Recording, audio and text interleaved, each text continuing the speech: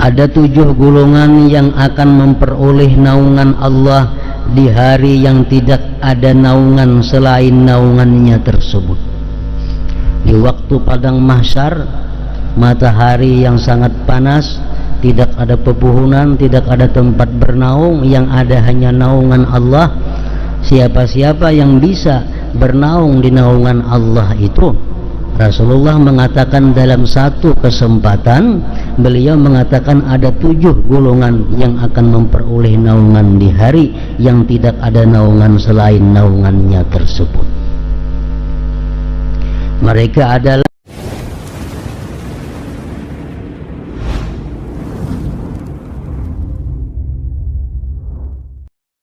Bismillahirrahmanirrahim.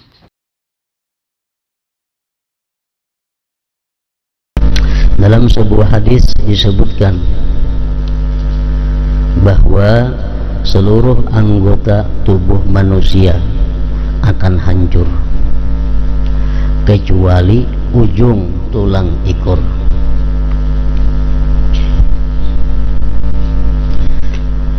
Artinya manusia yang di dalam kubur, jasad yang ada dalam kubur itu akan hancur kecuali ujung tulang ekor. Ujung tulang ekor adalah sebuah tulang kecil sebesar biji sawi yang terletak di ujung tulang punggung dengan kekuasaan Allah. Jadi kulit, daging, tulang, belulang dalam kubur itu dihancurkan. Namun di dalam tiap-tiap kubur itu ada tersisa daripada manusia. Tubuh manusia yang hancur itu adalah ajbuz zanab, artinya ujung tulang ekor, andaknya di bawah tulang sulbi. Terkecuali jasad-jasad yang tidak hancur di dalam kubur itu adalah seperti ajsadul anbiya, jasadnya para nabi. Nah itu utuh sampai nanti hari dibangkit mereka itu. Rambutnya, dagingnya para nabi itu beberapa tahun pun di alam kubur itu kada terganggu. Rasulullah bersabda, artinya bumi tidak akan memakan ajsadul anbiya, jasadnya para nabi.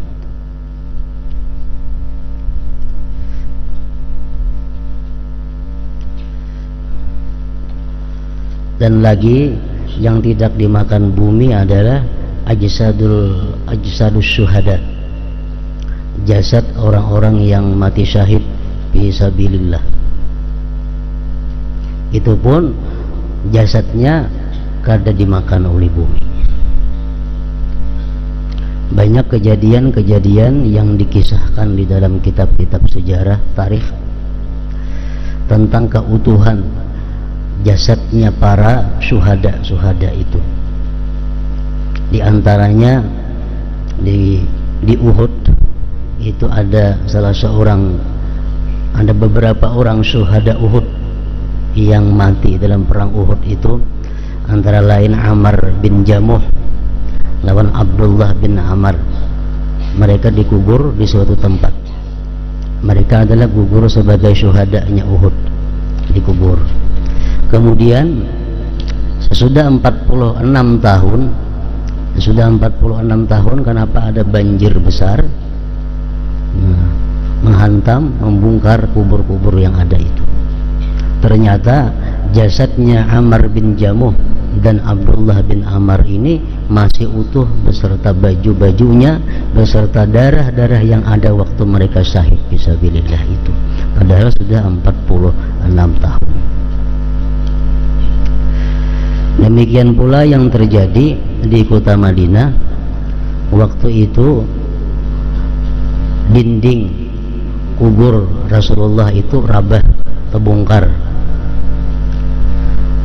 Nah kemudian ada kelihatan batis masih utuh.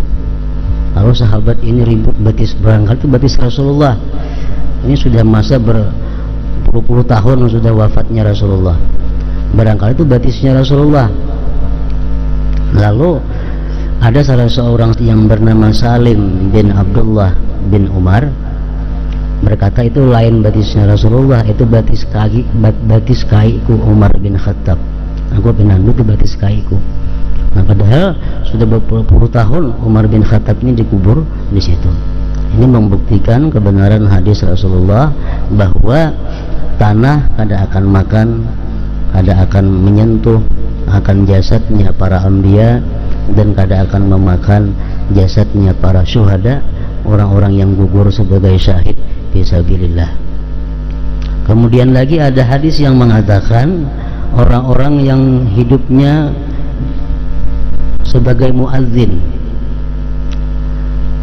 hidupnya dihabiskannya menjadi tukang azan di masjid atau langgar, dan azannya itu muhtasib, artinya kada berubah, dengan sukarela ini menjadi muadzin di suatu langgar atau masjid tanpa diupah. Bertahun-tahun dia jadi muadzin sampai akhirnya meninggal dunia, itu pun juga jasadnya kada akan dimakan bumi. Ada hadis yang mengatakan demikian.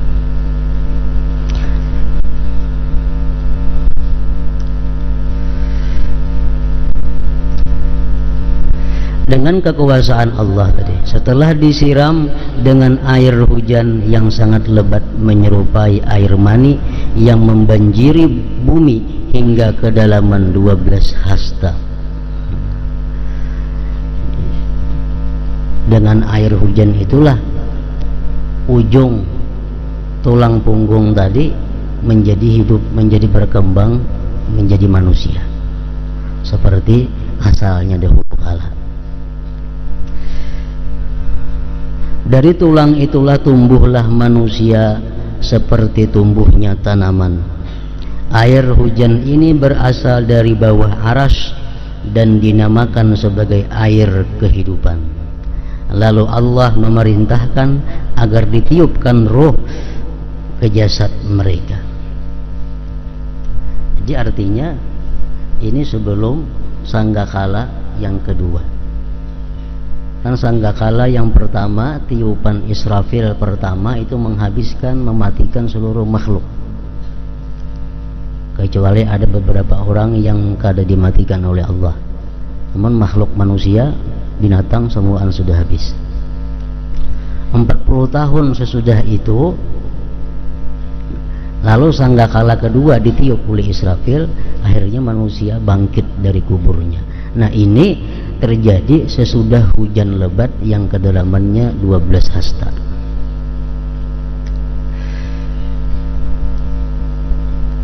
Kemudian bumi terbelah, umat manusia bermunculan dengan perawakan pemuda-pemudi berusia 33 tahun, dan yang pertama muncul adalah Nabi Muhammad sallallahu alaihi wasallam.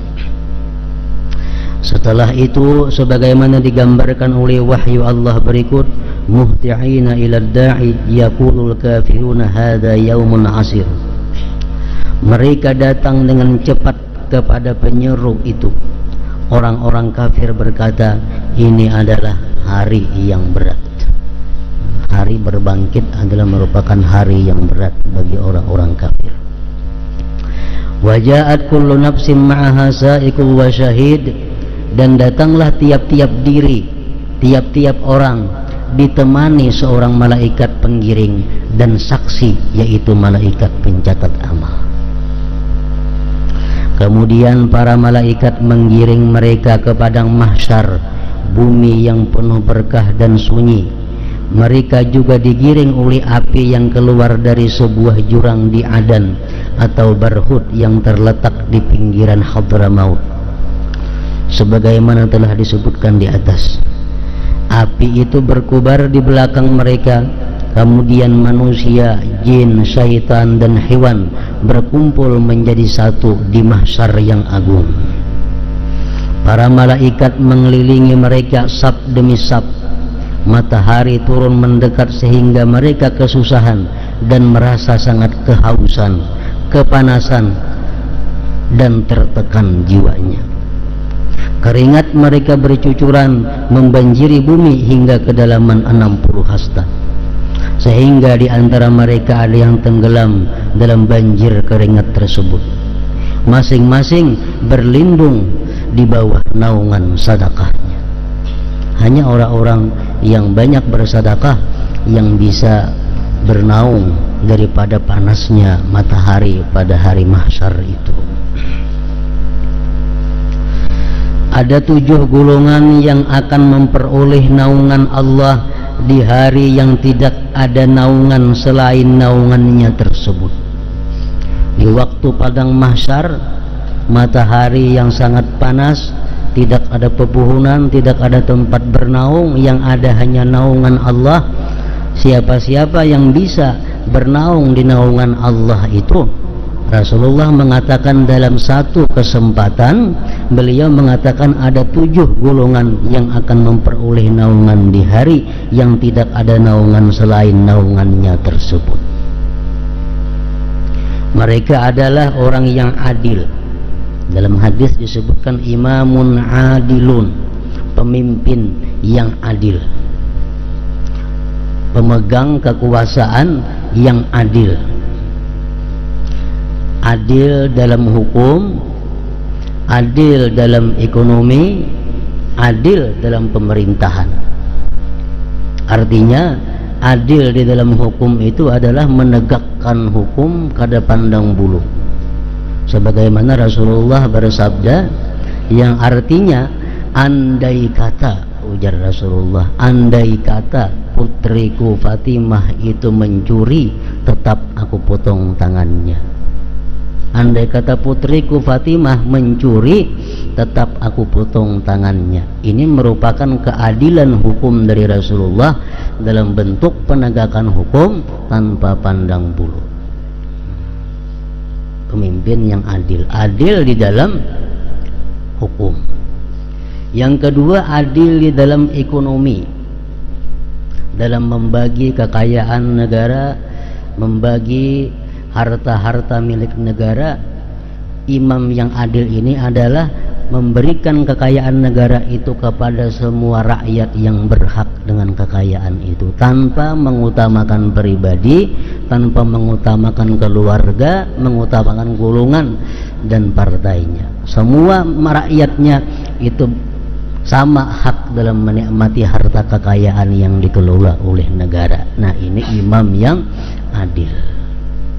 Adil dalam hukum, adil dalam ekonomi. Kadada istilah, oh ini keluarga didahulukan mendapat proyek ini keluargaku didahulukan dalam hal mendapat ini, itu kada adil ngarannya. Imam yang adil itu membagi peluang sama kepada seluruh rakyatnya. Adil dalam pemerintahan apa artinya? Adalah memberikan kesempatan kepada semua rakyat untuk duduk menjadi pejabat-pejabat negara, baik itu keluarganya, baik itu orang lain, baik itu lawan politiknya, selama dalam rakyatnya, selama dalam pemerintahan negaranya, memberi peluang yang sama kepada mereka. Nah, ini imam yang adil ngarannya.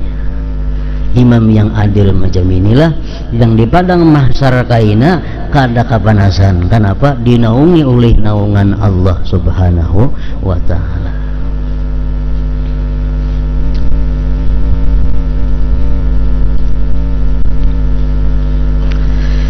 Yang kedua, orang yang tumbuh dewasa dengan selalu taat kepada Allah.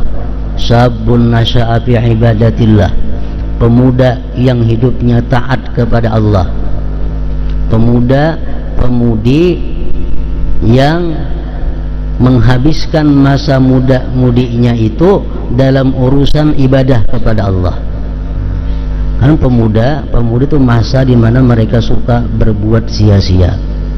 Pemuda-pemudi itu di mana umur mereka itu suka berbuat nang rame-rame, bisa-bisa nang maksiat kepada Allah. Ada pemuda-pemudi ini kada ia gunakan masa mudanya itu untuk ibadah, menuntut ilmu dan sebagainya. Nah, orang semacam ini di akhirat kada kepanasan, dapat naungan dari Allah Subhanahu wa ta'ala. Yang ketiga, orang yang hatinya selalu bergantung kepada masjid. Oleh para ulama mensyarahkan ini hadis, orang yang hatinya bergantung di masjid itu adalah salah satunya orang yang selalu sembahyang berjamaah. Kenapa sebabnya? Karena orang yang selalu sembahyang berjamaah itu hatinya bergantung di masjid. Ini sembahyang zuhur di masjid, pulang zuhur boleh ke rumah atau ke toko. Ini sudah ada niat kena asar ke masjid pulang sembahyang. Asar sembahyang, kena habis asarnya keluar dari masjid, tapi hatinya bergantung pulang. Kena aku maghrib ke masjid pulang, isya ke masjid pulang, subuh ke masjid. Itu hatinya digantungnya di masjid. Nah, oleh sebagian ulama pensyarah hadis, orang-orang yang selalu sembahyangnya berjamaah 5 waktu setiap hari di masjid atau dilanggar sama aja akan mendapat naungan Allah Subhanahu wa ta'ala. Yang keempat, orang yang menjauhi segala yang haram karena takut kepada Allah meskipun sebenarnya ia mampu bermaksiat.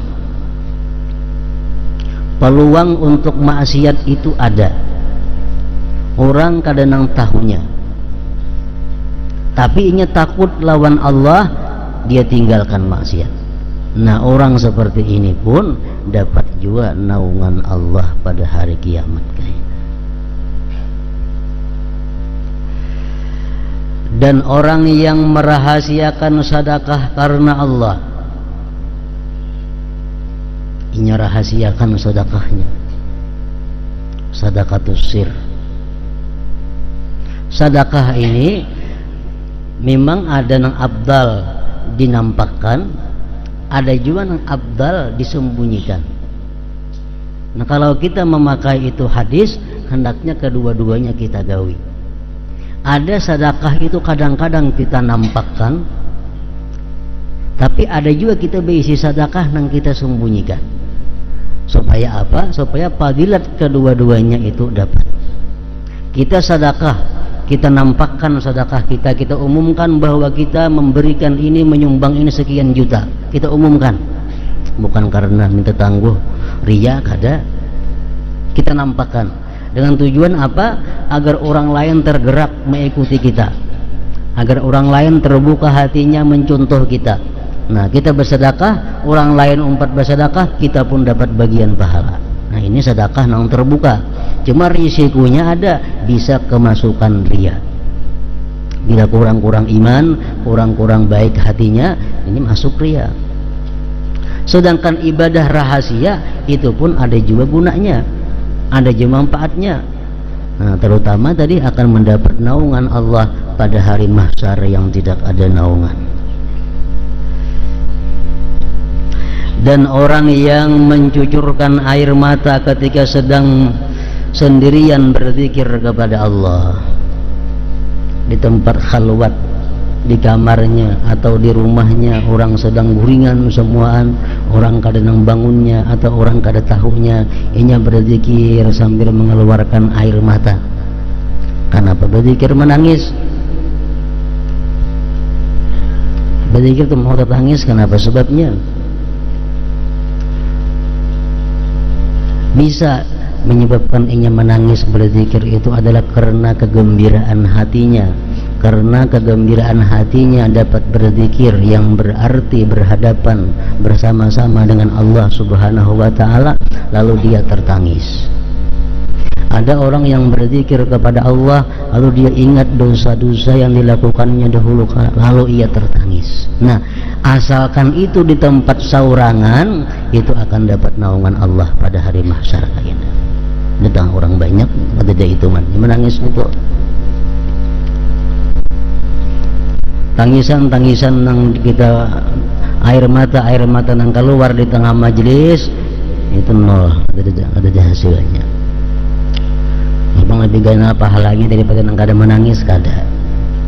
Nang ada nilai itu air mata yang keluar di waktu kita sendiri, di waktu sendiri.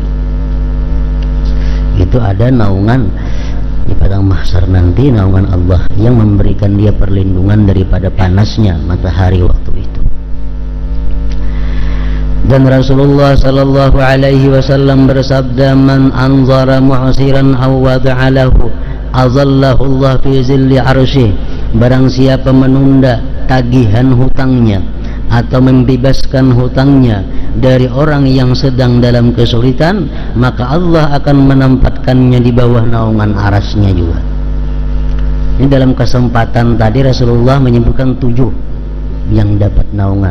Tapi dalam kesempatan lain beliau ada lagi menambah orang yang menunda menagih hutang atau memberiakannya, itu pun dapat naungan juga. Tanggal 10 sampai hutang ditangian, tanggal 10 nah hutang sampai ujaran berhutang kada kau bayar ini alasannya ya kada apa-apa ditunda apabila kena kau bayar. Menunda itu benar aja, apalagi memberiakan, dapat naungan.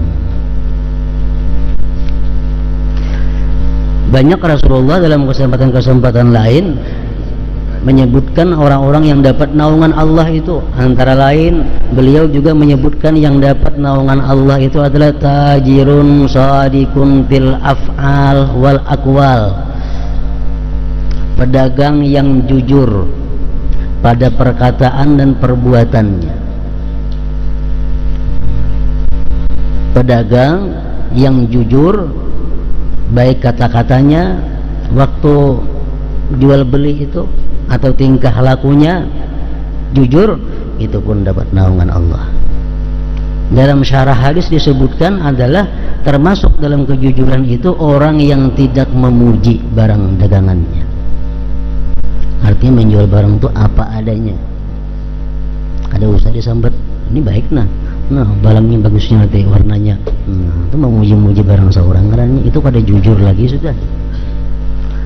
Agama mengatakan pedagang yang jujur itu pedagang nang kada berdusta, pedagang nang kada menyembunyikan aibnya, pedagang nang kada memuji-muja barangnya. Kalau kita kau berdagang dengan jujur menurut agama kayak macam tadi, di akhirat dapat naungan Allah Subhanahu wa ta'ala.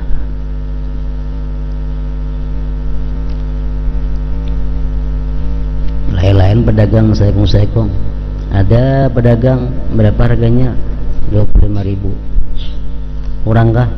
Pas. Harus sembunyian lagi pedagang nih, pas jadinya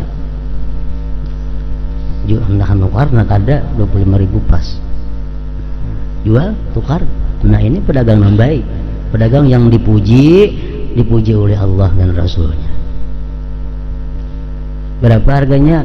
25.000, 20 aja lah, kada sampai. Pedagang kada jujur ngarannya ini, kada jujur dalam pandangan agama. Apalagi memuji-muji macam supaya orang tertarik dengan barang dagangan, itu sudah kada shadik lagi. Nah pedagang yang jujur yang macam tadi, berapa harganya? 25.000, orang kada lagi pas, orang mau orang kada terserah orang, itu pedagang nang shadik. Rasulullah dalam kesempatan lain lagi menyebutkan orang yang dapat naungan Allah di hari mahsyar itu adalah kafilu yatim, orang yang memelihara anak yatim. Memelihara anak yatim, memberi makan inya, menyekolahkan inya, memberikan pakaian kepadanya, mendidik akhlaknya, itu ngarannya kafilul yatim. Dia kafil ini mencakup seluruhnya. Dia beri makani, dia berikan pakaiannya, dia berikan pendidikan agamanya. Nah itu kafilul yatim. Ini di samping di padang mahsyar kaina dapat naungan Allah, dan di akhirat pun sama tingkatannya dengan Rasulullah. Ana wa kafilul yatim, ujar Nabi, aku nanti di akhirat bersama orang-orang yang menanggung mengkafil yatim. Termasuk lagi orang yang dapat naungan Allah pada hari mahsyar, muraqibul awqatis shalah, orang yang mengintai waktu sembahyang.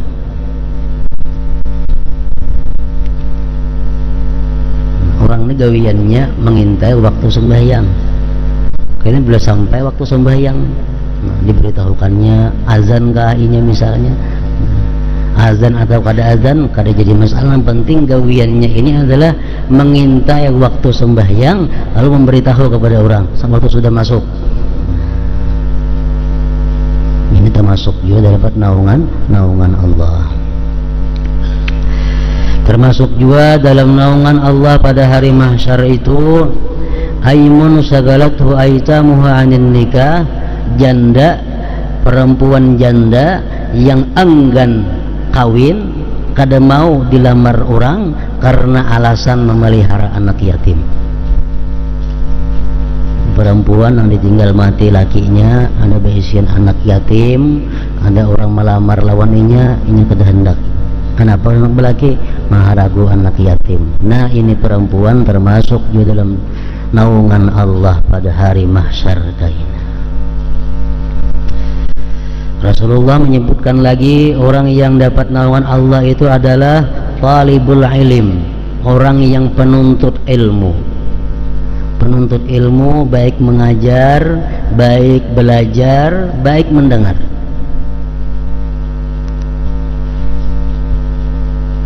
Kun aliman, jadilah engkau orang alim, ya Rasulullah. Mengkada kawa au muta'alliman, orang yang belajar. Bekitab ni belajar ngarannya. Kada bekitab au mustami'an, mendengar barang aja atau mendengar aja. Pala takun rabi'a, jangan jadi orang keempat. Mengajar kada, belajar kada, mendengar kada. Nah, itu nomor 4, patahlik maka engkau binasa. Orang yang hidupnya menuntut ilmu, nah, ya, padang mahsyar dapat naungan dari naungan Allah Subhanahu wa ta'ala.